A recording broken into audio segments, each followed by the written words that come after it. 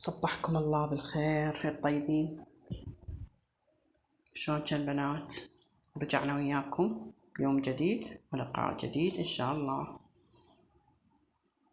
أول ما نصلي على النبي محمد وآل محمد. هنا بلشنا. ما قلت كان أول ما قعدت، لا، قبل الغداء بفترة قلت خلينا ننظف الطباخ. صراحة احنا الطباخ منظفينه ومكملينه وغاسلينه وماعين ونمت. طبعا هاي بالليل. فقعدت ما شاء الله أحباب الله لقيتهم لاعبين طوبة، بحيث الطباخ يقلب يقلب يقلب يقلب، هو واحد من عتن. المهم لقيت الدهن مطشر، لقيت الشاي متشافينه، جاي يتفننون ويبدعون بالطبخ. فقلت خلنا نظفه قبل كل شي، لأن ما عندي أنا شي، هو دجاج على الحطب مشوي وبس الدم الأحمر أطبخه. فبلشت بنات بالطبخ. احنا هسه يعني الولد صايرين عجوزين، والله كانوا هم صغار هم ينظفون هم يرتبون، بحيث حتى يعني كانوا هم صغار يحطون تختة، اجي القاهم حاطين تختة ويغسلون المواعين، البيت القاهم نظيف مرتب، يعني هم ينظفون. بس من كبروا تغيرت طباعهم وتغير تصرفاتهم، يعني والله يساعدهم، يعني ضغط وتعب نفسي وتعب يعني جهد، يعني هم يشتغلون وهم طلاب سادس، ضغط السادس الله يساعدهم. طلاب السادس يعني ضغطهم يصير كلش قوي عليهم، مو بس دراسة، ضغط التفكير يعني، والخوف والرعب. أنا عندي سادس ابتدائي العام، يعني يمكن صارت حالة السكر قبل الامتحان بيوم، حيل تأذت، الشفايف بيض انقلبن، الوجه أصفر بس تباع بعيونها. يعني هن توم خوات، وحدة من عندي يعني كلش تأذت، رغم هن ما شاء الله متميزات، بس شنو حيل تأذت، ما أعرف يعني خوف رعب. أنا من النوع اللي ما أرعبهم، يعني أقولهم هذا هو يعني اللي تقدرون عليه، هذا هو الحمد لله والشكر، ما مجبورين، انتم عليكم ادوا اللي عليكم كافي، لا تضغطون على نفسكم. بس هو واحد ما يقدر إذا ما يفكر ويخاف ويسمع من هذا ويسمع من ذاك الرعب.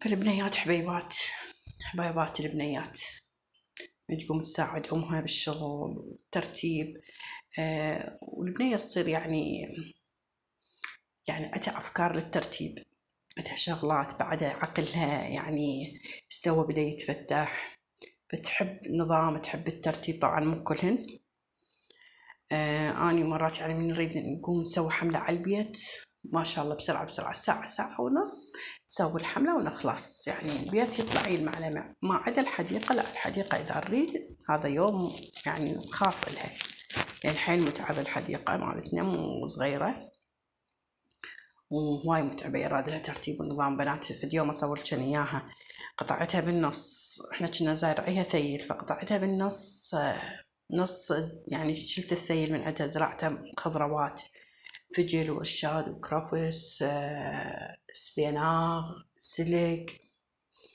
فاليوم أراويكن إياها، ونص لا بقى ثيل. هنا بنات دا أحضر الدجاجة، أملحها، لأن احنا الصلصة ما نخبطها ويا صلصة، يعني الصلصة بعدين من نشويها قبل لا تستوي نخلي لها الصلصة. فهنا دا أشيل الصدر ما ياكلونه نهائيا، ما ياكلونه، يعني وي الدجاج إذا نطبخ الدجاج ما ياكلونه، قلي شوي طبخ ما ياكلونه، ياكلون الدجاج وحتى العظم يمصمصوه والصدر ما يوصلونه، يبقى في ليش حرامات. أنا أعزله على صفحة أخليه بحافظة وبالثلاجة، ووقت ما أحتاج أسوي يعني كباب شوي عادي ياكلوه، أسوي ويا التمن الأحمر عادي ياكلوه، يعني بنات ياكلونه، مو كلش ما ياكلوه، بس ويا الدجاج ما ياكلوه، يعني هيك ذا كله سوا. المهم هنا نظفناه وغسلناه وسمينا عليه الدجاج، اللحم، السمكين، أي أكلة أي شغلة يسمى عليها، يعني ما يضرنا شيء إذا إحنا واقفين بدنا نشتغلها ونسمي، نصلي على النبي، نسبح، نستغفر، هم حسنات وهم إحنا مخلصين وقت، يعني ما شي يعني متعب. المهم نرجع بنات على سالفة البنات. قلت مو كل البنات هن مرتبات، ولا كل البنات هن يساعدن أمهاتهن، ولا لا.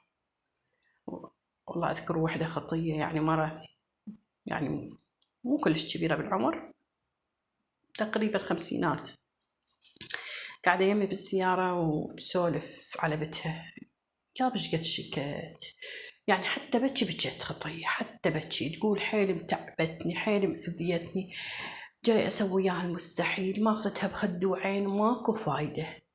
تقول بنتي حيل متعبتني، لا تشتغل وياي، لا تسمع الكلام، شكيت لعمامها، شكيت لخوالها، ماكو فايدة.